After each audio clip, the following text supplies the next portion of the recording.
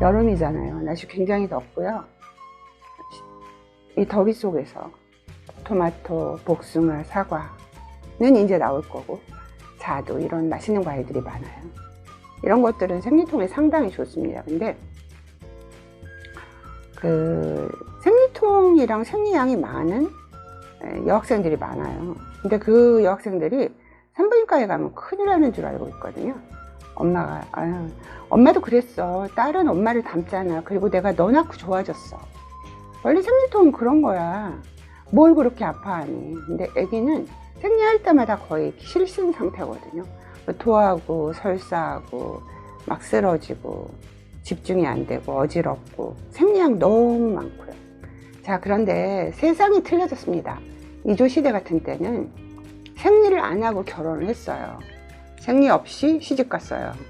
그러다가 그냥 임신했고 아기 하나 낳고 모유 수유하면 생리 안 해요. 그 다음에 또 모유 한 12달을 다 먹이고 나면 그 다음에 또 배가 불러지기 시작해서 또 아기 갖고, 그래서 12명을 낳았어요. 그리고 50이 됐죠. 그러다가 그게 12명 낳던 시절 8명, 6명, 그리고 제가 어렸을 때는 막 나라에서 정책적으로 여성의 나팔관을 묶어주거나 피임으로 이런 시절이 있었어요. 셋만 낳아 잘 키우자, 둘만 낳아 잘 키우자. 그런데 지금 출산 안 해요. 그리고 그 당시에는 24살도 굉장히 나이가 많은 신부였거든요. 그런데 지금은 35살, 40이 신부인 경우가 굉장히 많습니다. 여성의 작은 근종이 생리통에 있는 경우가 많거든요. 근종, 내막증. 물론 이런 다른 질환이 없는 1차성 생리통도 있어요. 1차성 생리통도 치료받으시는 게 원칙이고요. 다른 질환이 있으면서 오는 2차성 생리통이 있거든요. 그래서 제가 오늘은 근종이랑 내막증 이런 것에 준해서, 근데 이렇게 우리가 어렸을 때 아기를 낳고 40 옛날 그럴 때 자궁을 드러내고 이럴 때는 문제가 없었죠. 근데 지금은 거꾸로 됐다고요. 아기를 초상이 막 42, 39. 그런데 자궁 속에 자갈밭이 돼 있는 거예요. 문제가 되죠. 이런 출산에 대해서뿐만 아니라 여성에게 굉장히 삶의 질을 떨어뜨려요. 소변도 불편하고 늘상 아랫배가 아프고, 아랫배가 아프다가는 나중엔 전신이 다 아파요. 전신이. 장이랑도 관련이 있고 방광이랑도 관련이 있어요. 장의 유착, 만성골반통 이런 것으로 돼버리거든요. 그래서 생리통에 대해서 좀 슬라이드를 봐가면서 집중적으로 설명드릴게요. 그냥 산부인과는 그냥 생리통이 없더라도 처녀인 학생들은 학문을 통해서 보는데요. 요즘에 초음파 막대기가 굉장히 가늘어요. 이렇게 이거보단 조금 2개 정도 가느니까 아프지 않아요. 그러면 정확하게 볼 수 있거든요. 그리고 이제 우리가 원장님들에 따라서 항문 마취를 점막이니까 특수하게 나온 마취 액제가 있거든요. 바르고 나서 한 5분쯤 있다 하면 더욱더 안 아프죠. 불안해하지 마시고 생리통이 있든 없든 그냥 체크 받으시는 게 좋으세요. 생리통도 병이거든요. 생리통을 오게 하는 것은 1차성. 특별한 원인이 없이 오는 생리통은 1차성이라고. 다른 질환이 있어요. 그걸 2차성이라고. 그 중에 하나가 근종이거든요.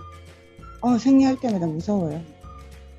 이렇게 서두에도 말씀드렸지만 엄마도 있었어. 다 그런 거야. 그게 아니에요. 불안감을 조성하는 게 아니라 세상이 달라졌어요. 이제 현대는 초경이 일찍 시작하고 결혼 생활은 늦게 시작해요. 출산은 늦게 합니다. 그러니까 생리 안 하는 기간이 없어졌다는 얘기예요. 성근증, 근종, 내막증식증은 생리를 하면 할수록, 임신을 안 하면 할수록 늘어나는 것이거든요. 예쁜 자궁이어야 되는데 뭐가 막 달렸어요. 이 정도로 이제 자궁 표면 쪽에 가까이 달리면은 떼어내기가 그래도 좀 쉽죠.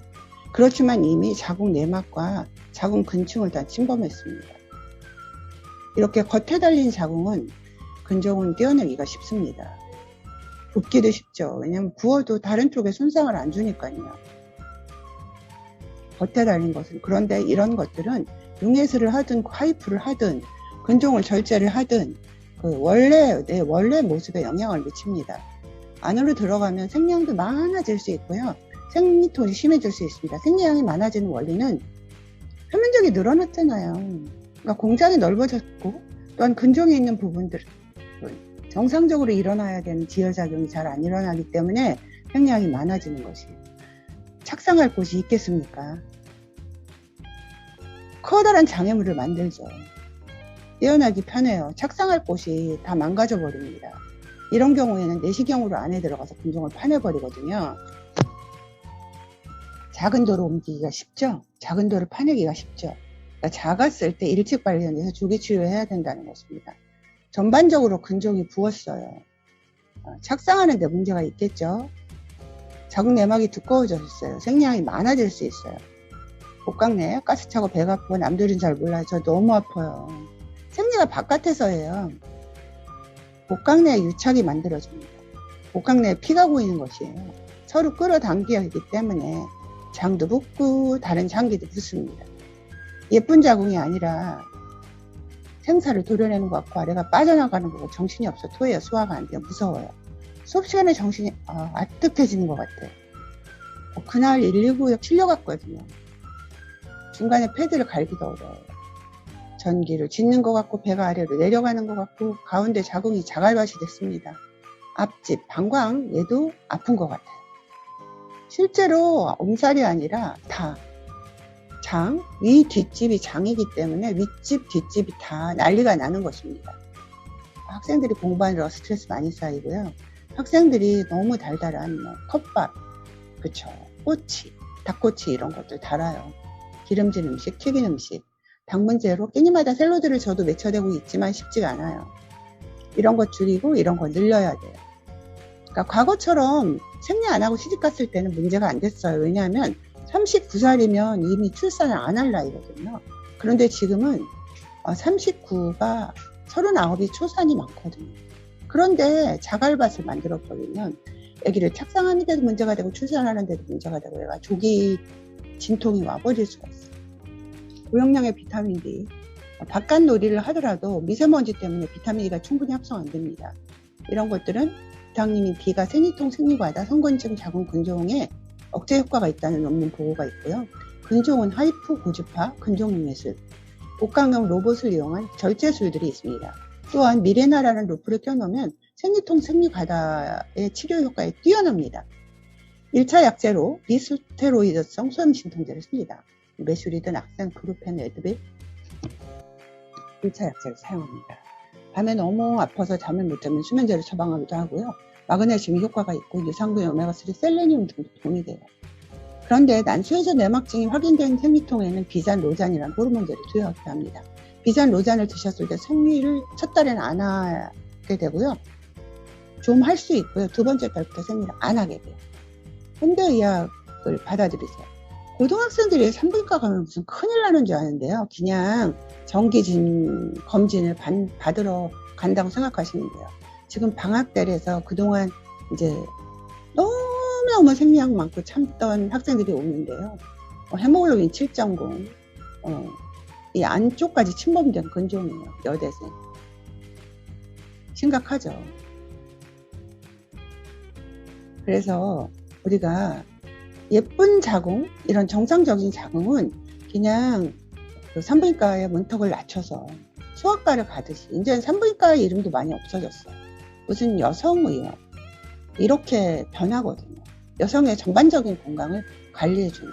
과거의 산부인과는 뭐 상과, 부인과로 나누어서 출산의 이미지가 강했는데 지금은 이미지가 틀려졌습니다. 여성의 건강을 전반적으로 책임지는 곳입니다. 그렇기 때문에 중고등학생, 여학생, 하물며 국민학생도 국민학생도 난소에 혹이 있거든요. 생각해보세요. 국민학교 5학년만 돼도 어른 몸매랑 똑같잖아요. 그래서 산부인과는 특별히 애를 낳으러 가는 게 아니라 그냥 건강을 체크하러 가는 것이다. 생리통도 병이다. 안 아프게 진료한다. 항문으로 초음파를 볼 때 미리 마취를 해놓고, 바르는 마취제 주사가 아니에요. 항문으로 살짝 가느다란 막대기가 들어가면 예쁜 자궁을 그대로 그려줍니다. 생리통, 생리과다가 병입니다. 어머님과 함께 산부인과를 가는 것을 즐거운 하루로 생각하시기를 바라겠습니다. 감사합니다.